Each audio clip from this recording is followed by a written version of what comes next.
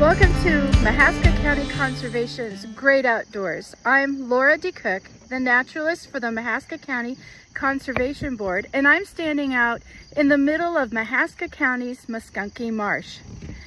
If you have driven by the Muskunky Marsh lately, you may have noticed that it is almost completely dry.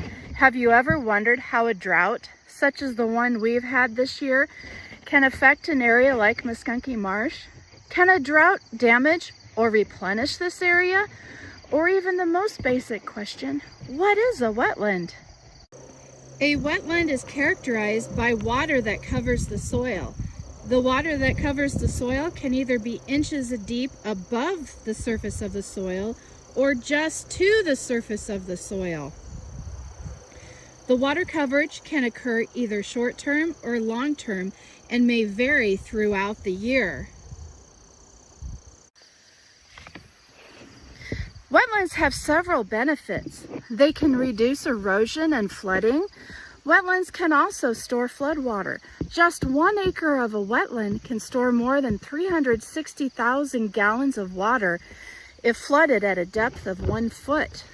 Wetlands can also filter off polluted runoff, such as toxic pesticides, purifying the water. Some of the economic benefits for the community. Wetlands provide income from people hunting migratory birds and trapping animals like beaver and muskrat. Wetlands also offer recreational benefits such as hunting, canoeing, bird watching, and hiking. Seasons of drought for a wetland are actually very valuable to its productivity. Plants are key features of a wetland, and annuals that produce a food source and cover for species such as ducks and geese. As these plants grow and die, they deposit leaves and stems in the basin of the wetland. And over time, the productivity of the wetland decreases, and the plant community switches from annuals producing food and cover to perennials, reducing the quality of the habitat. So a drought can rejuvenate a wetland. As a drought progresses, the wetland dries out and the bottom of sediments are exposed to air. Oxygen speeds the decomposition of organic matter, and this in turn fertilizes the basin. Plant seeds that have laid dormant at the bottom now spring to life and germinate and grow.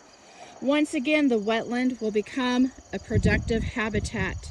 This dry time also allows for maintenance and upkeep and repair of any nesting boxes and cleanup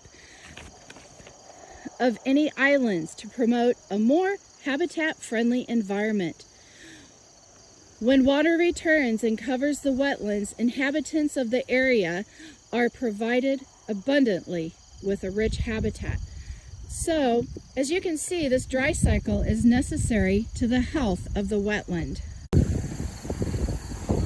Muskunky Marsh is a wetland distinguished by deep water covering inches above the soil, usually lasting long term. It is a wonderful environment that provides shelter and food and vegetation and nesting sites for a variety of species of birds, fish, mammals, reptiles, and invertebrates such as snails, frogs, and crayfish. However, over time, the islands can become populated with trees and shrubs, reducing the nesting efficiency by shading out desirable plants. The annuals that provide food and cover will dwindle, and then Muskunky Marsh is ready for rejuvenation. The drought has provided the perfect opportunity for the Mahaska County Conservation Board to cut down trees and shrubs on the islands. Doing this will create an area that will protect nesting waterfowl from predators. Also, if you've noticed, plants such as smartweed have been growing plentifully, and when the water returns, this will provide an abundant food source for waterfowl. Remember, droughts are temporary and a necessary part of the life cycle of a wetland. Water will come back, and when it does, Muskunky Marsh will be full of life again. Thanks for joining me today in Mahaska County's Great Outdoors, and we'll see you next time.